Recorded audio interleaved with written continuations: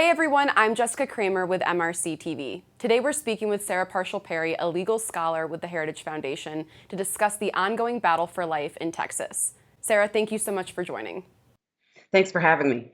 So once the Texas law that would ban abortions after 6 weeks went into effect, Whole Women's Health, a large abortion chain, decided to continue performing abortions thanks to federal Judge Pittman's ruling. Can you walk us through what happened there? Sure. So this is actually the second go-round for the Texas Heartbeat Act. And in fact, the first lawsuit was Whole Women's Health versus Jackson. That was a series of abortion providers who had filed suit against individuals that they believed would enforce the law. And remember that there's a particular uniqueness to this law. It uses a method of civil enforcement, something traditionally reserved for state and federal fraud claims. But this particular law allows individuals like you and me to be able to actually enforce the law. Well, by the time it made it up to the Supreme Court said that they had entirely lacked standing and failed to provide a reason for why they had to get involved. The Supreme Court essentially saying, we don't even know if these individuals are going to seek to enforce the law.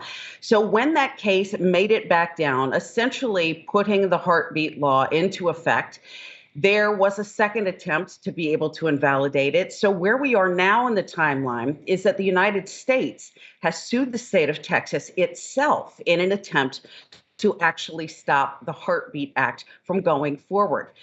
On Friday, the 8th, the district court judge, Robert Pittman, an Obama appointee, had decided that he was, once again, the same judge as in the first action, going to put a stay on the actual enforcement of the Heartbeat Act. And the Fifth Circuit, when it was in front of the issue, said, we're going to reverse it for the second time. We're going to reverse the law, and we're going to make sure that we put it back into place. So, in fact, now the Department of Justice, the United States, has until the close of today, which is Tuesday, to be able to respond to why the Fifth Circuit should actually not take this law and overturn it. So we're waiting on what the brief says, but invariably, we're going to be seeing this again at the Supreme Court. The question now is whether or not the United States has standing to be able to bring suit against the state of Texas. And a lot of lawyers think that they don't.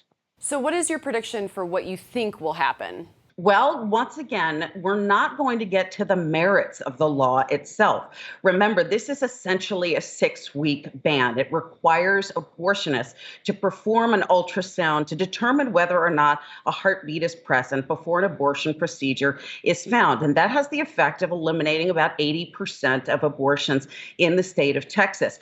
But we won't get to that actual law itself. What essentially will happen is that the Supreme Court, yet again, will have to make a judgment call on procedure. It will have to determine whether the United States has what's called standing, the ability to actually bring suit on this matter. And Texas has argued strenuously and very convincingly that it does not. And in fact, that the lower court, in staying the Heartbeat Act, had violated the Constitution's requirement of keeping states and the federal government separate. Switching gears a little bit, just because I think the aftermath of this could be very interesting. I was recently at the Women's March. You know, it appears that the left will never accept defeat when it comes to abortion access. So how do you think that this will pan out in the upcoming Dobbs Supreme Court case where Roe could possibly be overturned?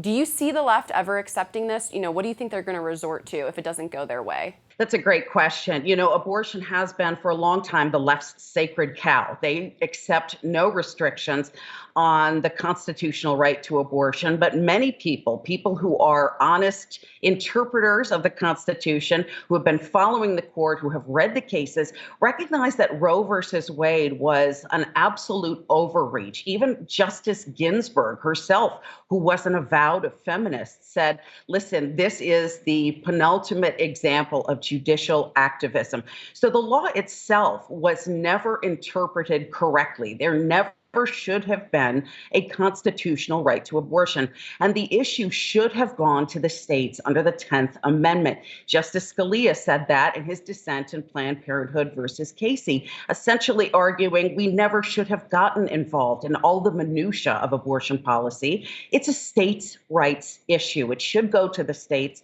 where individuals can debate and enforce laws on their own turf. They have an opportunity to make their voices heard. We can't pluck this right essentially out of thin air.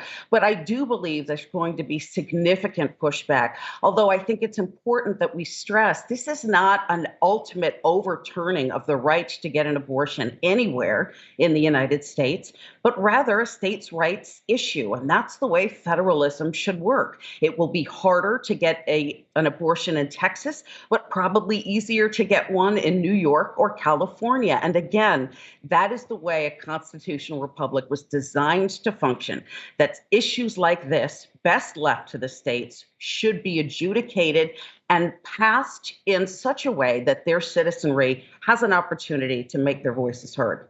I think I have a little bit of a problem with, obviously letting California and New York kill babies, but again, I think it would save lives, probably in the grander scheme of things. A lot of people are talking about the Dobbs case. What do you think is actually the more interesting case to be watching? What's going on in Texas or Mississippi? Mississippi is going to be the ultimate arbiter, that particular case, of what states are permitted to do or whether or not they're permitted to do anything at all. If the Supreme Court upholds a constitutional right to abortion under Roe and Planned Parenthood versus Casey, the Mississippi Gestational Age Act, which is before the court in Dobbs, and the Texas Heartbeat Act will both be found to be unconstitutional. It will be one fell swoop for a lot of these state restrictions.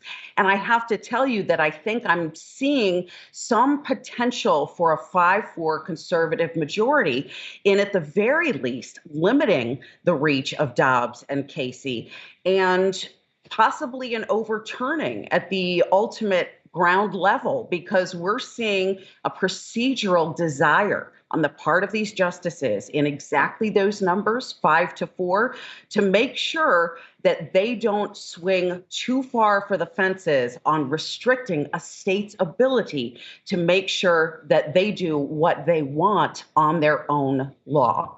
Okay. So I know a lot of people in the legal world are saying that there's a possibility of Roe being overturned. What do you think? And then when do you think that they're going to be making this decision? When do you think this is going to come down the pike? So it's been docketed for oral argument on December 1st. A lot of people will be tuning in. The Supreme Court has maintained sort of a hybrid but more restricted version of in-person arguments, but they are still telephonic, so I'll be listening closely to that as well.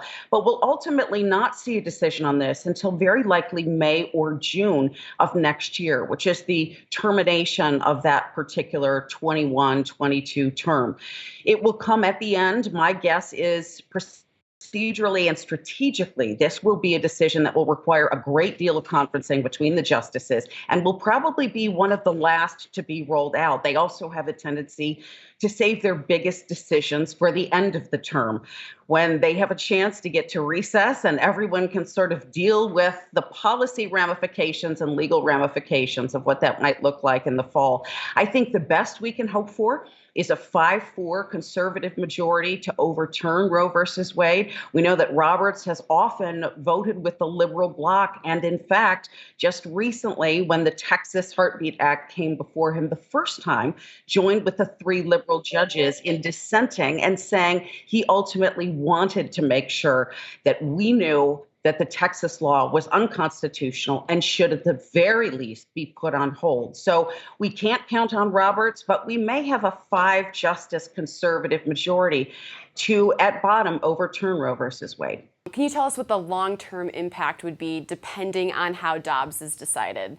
So it will portend one of 2 potential outcomes. Either it will be overturned ultimately, which would send both the Texas law, the Mississippi law, and any other determination on abortion restrictions back to the states where it belongs under the 10th Amendment and under the concept of separation of powers, because it is ultimately a states' rights issue, or it will make a determination that 15 weeks is a sufficient timeline at which abortion can be regulated. Remember, in Planned Parenthood versus Casey, the Supreme Court decided that viability was the line at which they were going to determine whether or not you could regulate abortion at the state level. In other words, once a fetus gets to be somewhere between 23 and 24 weeks, capable of living outside the womb unassisted, that those regulations on abortions could be only in very slim circumstances, but anything leading up to that was perfectly fine.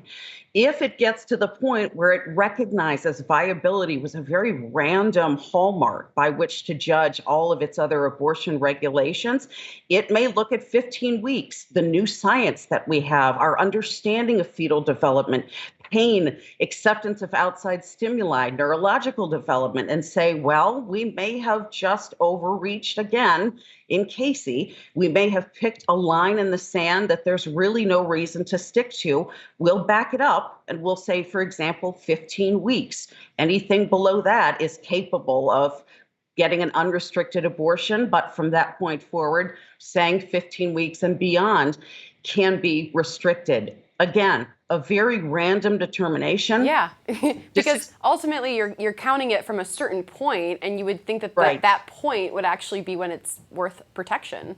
Right. And we can anticipate sort of an infinite number of these restrictions going back up to the Supreme Court. It was originally divided into trimesters.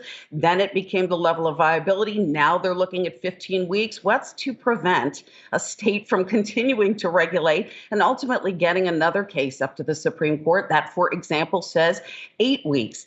Ultimately, the Supreme Court will have to make a determination on whether a right to abortion constitutionally exists, whether it's a states' right issue, or the determination that there is a personhood that attaches, and they don't want to get involved in philosophy or theology, but rather leave that to the states to regulate on their own.